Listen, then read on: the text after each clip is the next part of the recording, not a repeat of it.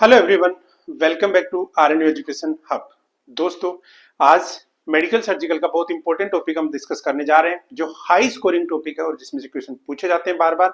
उस टॉपिक का नाम है मायोकार्डियल इन्फार्क्शन। मायोकार्डियल इन्फार्क्शन को पढ़ने से पहले आज के टॉपिक में जो स्पेशल हम डिस्कस करेंगे वो डिस्कशन होगा अपना बायोमेडिकल मार्कर्स का, या फिर कार्डियक मार्कर्स जिसको बोलते हैं। जी हाँ दोस्तों, इनमें से बहुत बार क्वेश्चन पूछे जाते हैं और आपका आज की क्लास के बाद में कभी भी ये क्वेश्चन गलत नहीं होगा। तो बने रहिए हमारे साथ में।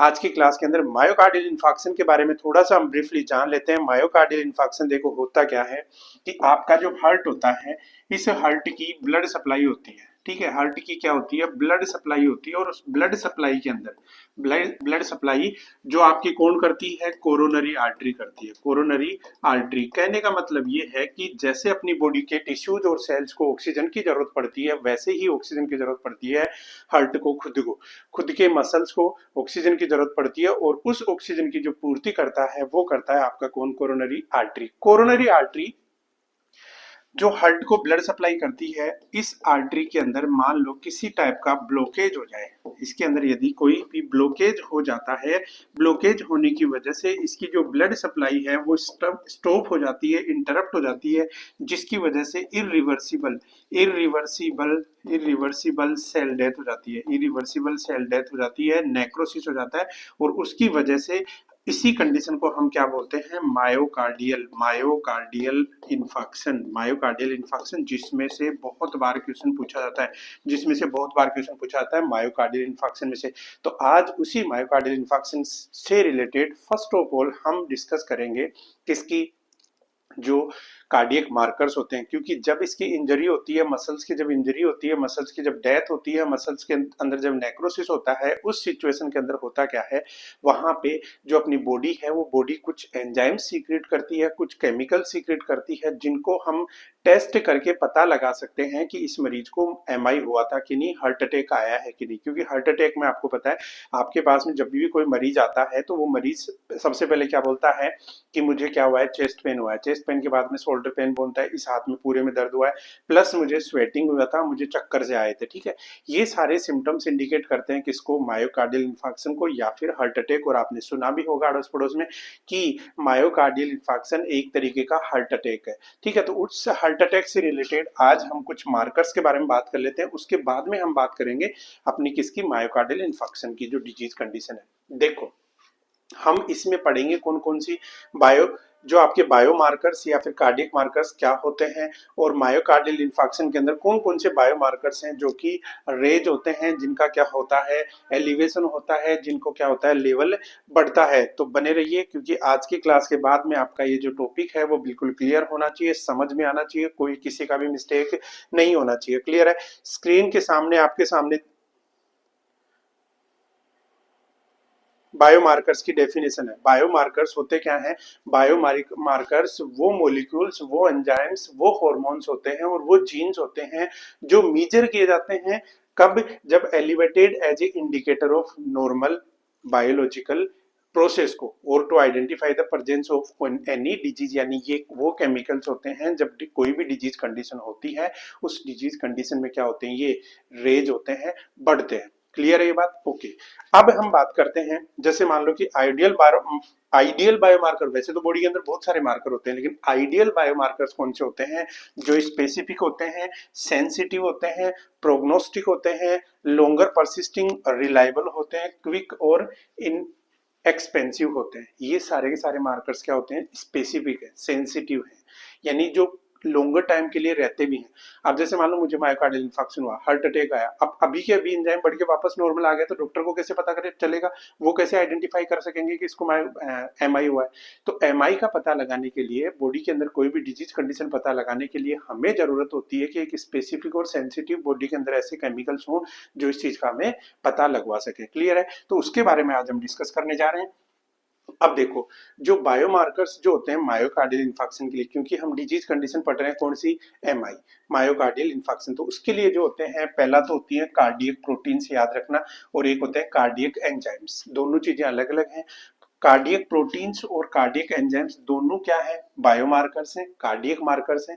कार्डियक प्रोटीन्स कौन कौन सी होती है? एक होता है ट्रोप आई और एक होता है ट्रोप टी और तीसरा होता है मायोग्लोबिन। याद रखना, एग्जाम में क्वेश्चन पूछा जाता है कि निम्न में से कौन सा कार्डियक प्रोटीन है, बायोमार्कर्स में से निम्न में से कौन सा कार्डियक प्रोटीन है और कौन सा कार्डियक बायोमार्कर एंजाइम है। तो एंजाइम का याद आता है तो याद रख लेना CKMB क्या है, एंजाइम आपका। क्लियर है? CKMB आपका क्या है, एंजाइम है। भेजे में घुसा लेना, दिमाग में सेट कर लेना, क्योंकि क्वेश्चन इससे पूछा जा सकता है। एक भी क्वेश्चन MI के बायो मार्कर्स जो है उनमें से क्वेश्चन आपका गलत नहीं होना चाहिए। क्लियर है? ओके, चलते हैं नेक्स्ट। नेक्स्ट जो है ये टेबल है, वो टेबल बहुत इंपॉर्टेंट है। जिसने ये टेबल याद कर ली उसका कभी भी जो मार्कर्स हैं उनका क्वेश्चन गलत नहीं होगा। ठीक है, अब देखो इसमें जो है पहली चीज है मार्कर का नाम है CKMB, ये भी पढ़ा है, मायोग्लोबिन पढ़ा है, ट्रोप टी पढ़ा है, ट्रोप आई पढ़ा है। ठीक है, यहाँ पे है इसका नॉर्मल वैल्यू, ऑनसेट होता है, पीक होता है, रिटर्न टू नॉर्मल। अब देखो सर ये क्या चीज है, क्यों बता रहे हो मैं,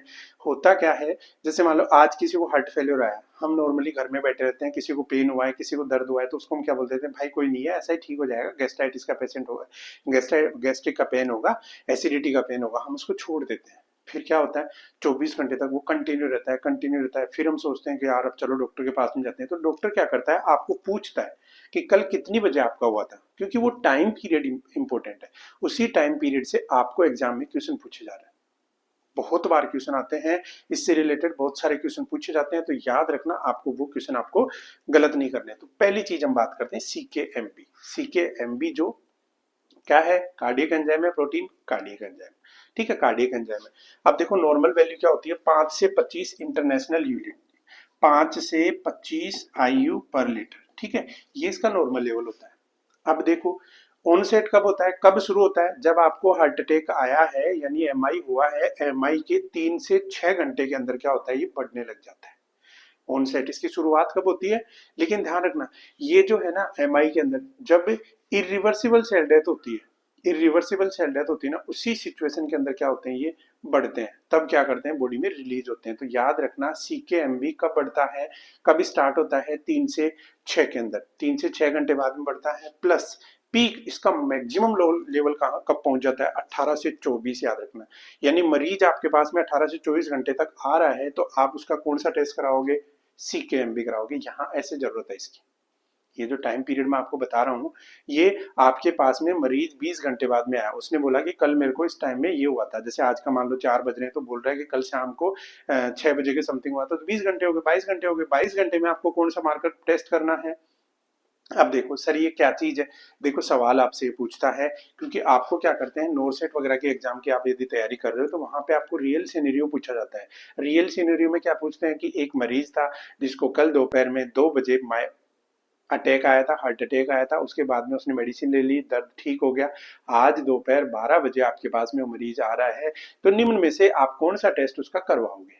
इंपॉर्टेंट हो गया, वही क्वेश्चन हो गया, तो वो चीज यहाँ पे इंपॉर्टेंट है। यहाँ पे वही चीज मैं आपको समझाना चाह रहा हूँ कि इनका पीक लेवल जो है वो आपको याद रखना है। तो पीक लेवल जो है वो कितना हो गया, 18 से 24 घंटे के अंदर, प्लस नॉर्मल कब आ जाएगा, 36 से 72 घंटे के बाद में।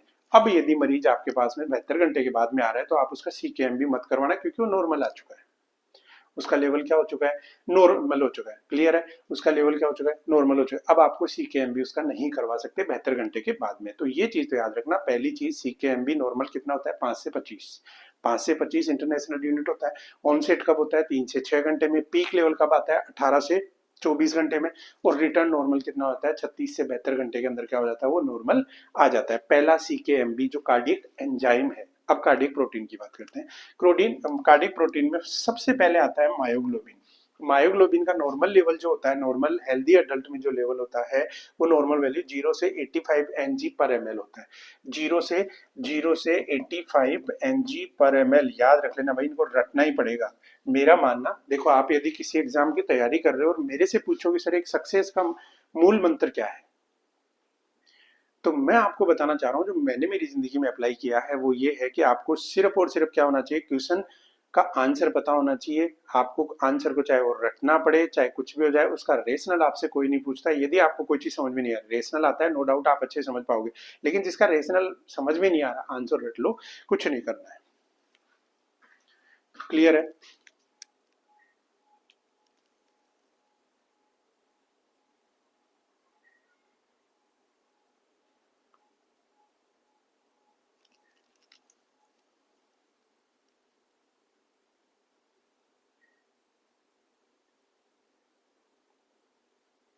ओके, नॉर्मल वैल्यू क्लियर है, ओके ठीक है। तो ये आ गया आपका मायोग्लोबिन का नॉर्मल लेवल, जीरो से कितना होता है 85 Ng पर ml होता है, क्लियर है। उसके बाद में ऑनसेट कब शुरू होता है भाई, ये भी इंपॉर्टेंट है क्योंकि इसमें से भी क्वेश्चन पूछा जाता है। वो कितना हो रहा था 3 से 6 घंटे के अंदर, ये कितना हो रहा है 1 से 4 घंटे में, यानी एमआई आने के, अटैक आने के 1 से 4 घंटे के अंदर आप किसका टेस्ट करवा सकते हो, एमआई का। इसके ऊपर बहुत बार क्वेश्चन आ चुका है, क्योंकि सबसे पहले रेज होने वाला कार्डियक मार्कर कौन सा है, मायोग्लोबिन, याद रखना। और पीक कब होता है 6 से 7 घंटे के अंदर, 6 से 7 घंटे तक आ रहा है मरीज, 6 से 7 घंटे में है जिसको अटैक आया है, और उस सिचुएशन में आपको कौन सा टेस्ट करवाना है, कौन सा टेस्ट आपको करवाना है, वो करवाना है आपको मायोग्लोबिन, क्लियर है। 6 से 7 घंटे में मायोग्लोबिन। और नॉर्मल कब आ जाता है 24 घंटे के अंदर अंदर क्या हो जाता है ये नॉर्मल, जबकि ये देखो 24 घंटे में पीक पे होता है, ये 24 घंटे में क्या होता है पीक पे होता है, क्लियर है।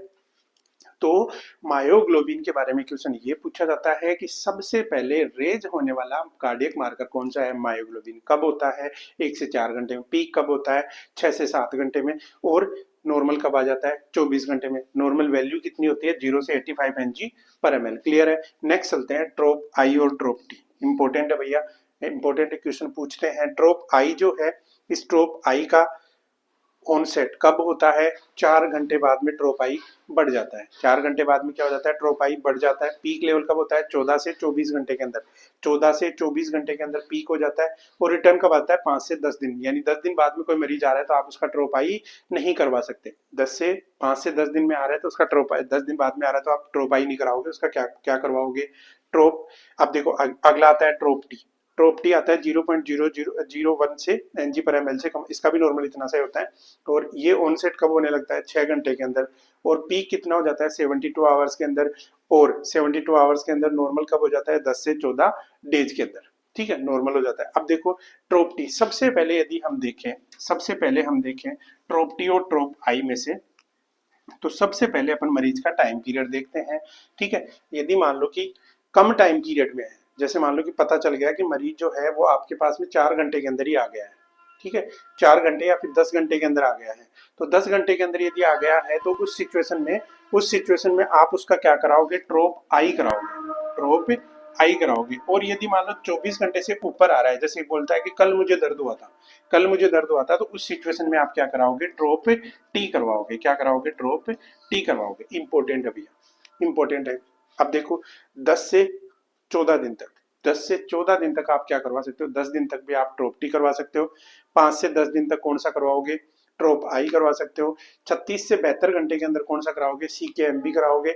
और मायोग्लोबिन सिर्फ 24 घंटे के अंदर आ रहा है तो आप मायोग्लोबिन उस टेस्ट उसका करवा सकते हो। आई थिंक क्लियर होगा। इसमें से कोई भी क्वेश्चन आता है गलत नहीं होना चाहिए, स्क्रीनशॉट ले लेना, इसको अच्छे से याद कर लेना, क्योंकि इसमें से क्वेश्चन बहुत बार पूछा जाता है और यही एक हाई स्कोरिंग टॉपिक है। यहीं से आपके क्या होता है, सारे क्वेश्चन कार्डियक मार्कर से पूछे जाते हैं, तो किसी का भी आज के बाद में गलत नहीं होना चाहिए, क्लियर है। अब देखो यदि हम बात करें, यहाँ पे देखो वही ग्राफ के रूप में कि ये जो है आपका, यहाँ पे कौन सा था, मायोग्लोबिन बढ़ा और वापस क्या हो गया, नॉर्मल हो गया, 24 घंटे में नॉर्मल हो गया।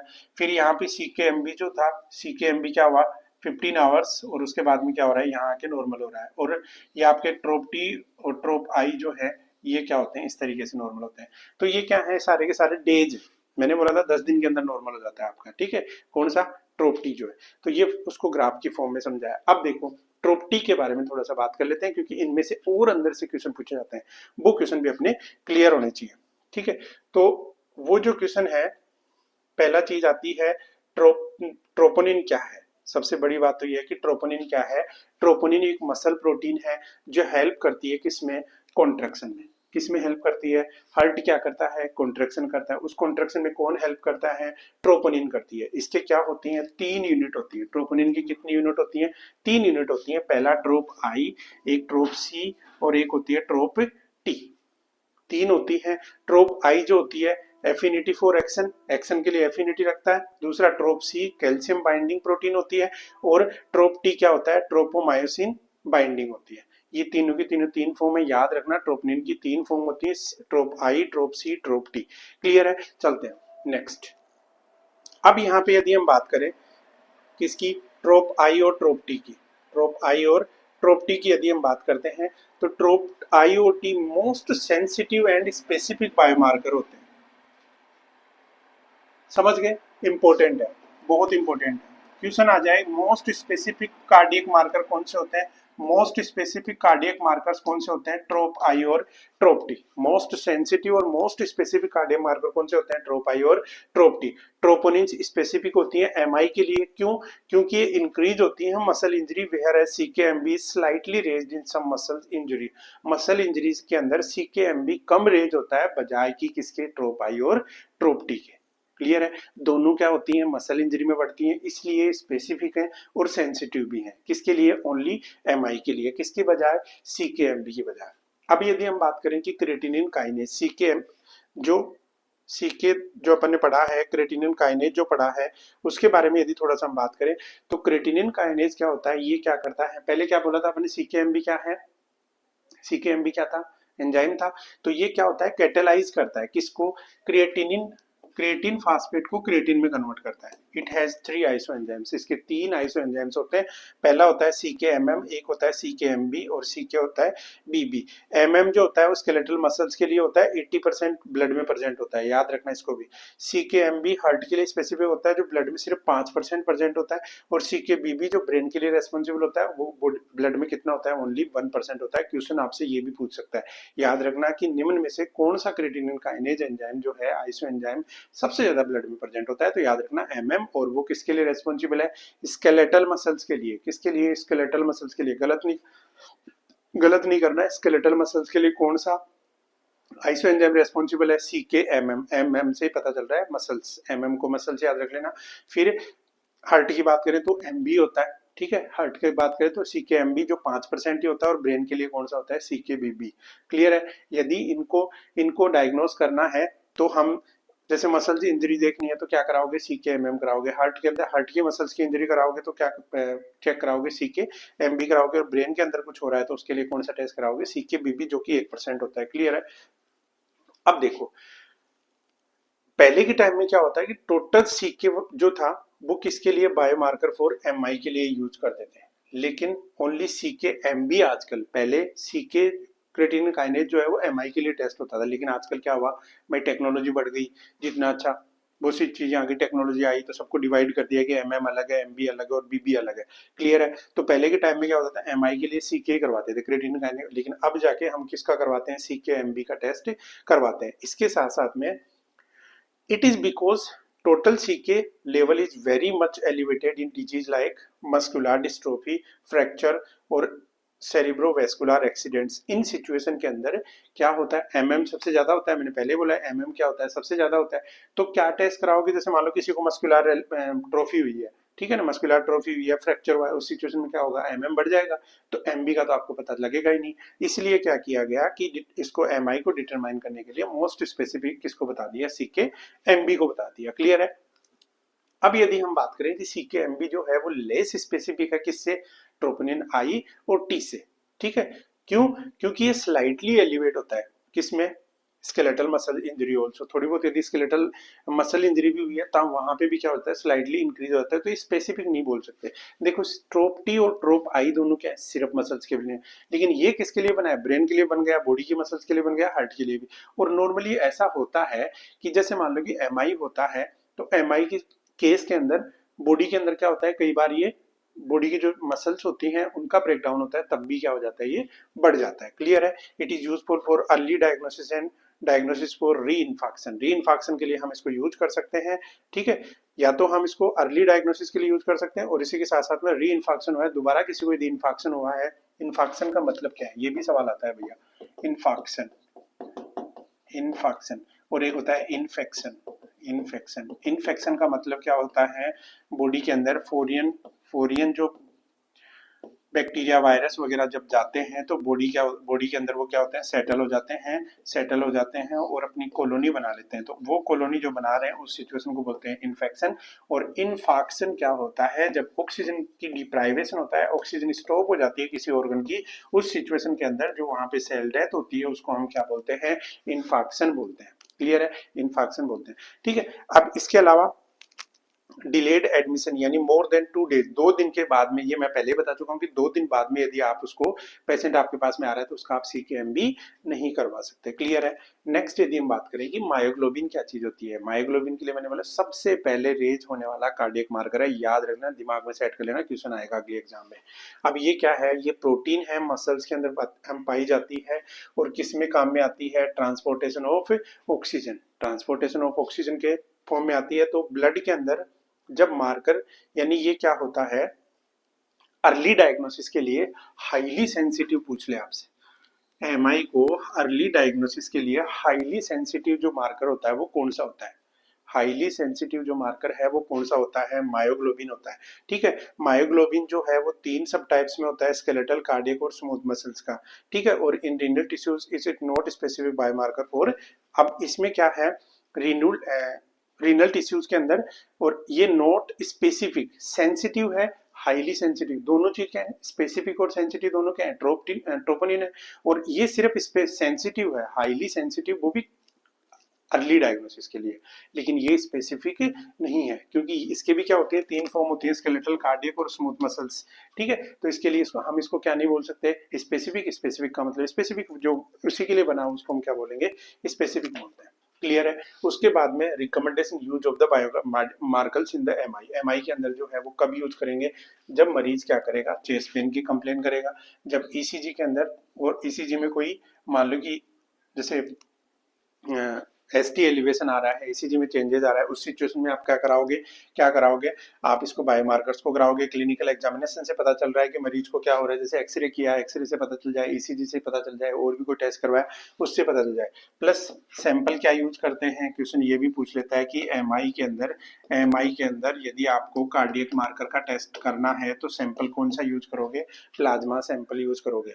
ठीक है, सीक्वेंस अर्ली मार्कर कौन सा होगा, मायोग्लोबिन होगा, ब्लड अर्ली के अंदर, but not specific and doesn't persist for long time, specific नहीं है, बढ़ जाएगा, बढ़ावा देखना है तो आपको मायोग्लोबिन, मायोग्लोबिन के बाद में भी आपको ट्रोपोनिन करवाना है। इससे बेटर है कि डॉक्टर जाते ही क्या करता है, सबसे पहले क्या कर लेता है, ट्रोपटी टेस्ट ही कर लेते हैं उसका। इसके अलावा डेफिनेटिव मार्कर कौन से हैं, troponin appear in blood later than myoglobin, myoglobin से बाद में यदि बहुत ज्यादा जल्दी आ रहा है तो मायोग्लोबिन कराना है, यदि थोड़ा टाइम पीरियड है तो फिर ये क्या होता है, आपका ट्रोपोनिन जो है वो डेफिनेटिव मार्कर है और 100% स्पेसिफिक है, और stay longer it is the first choice of MI.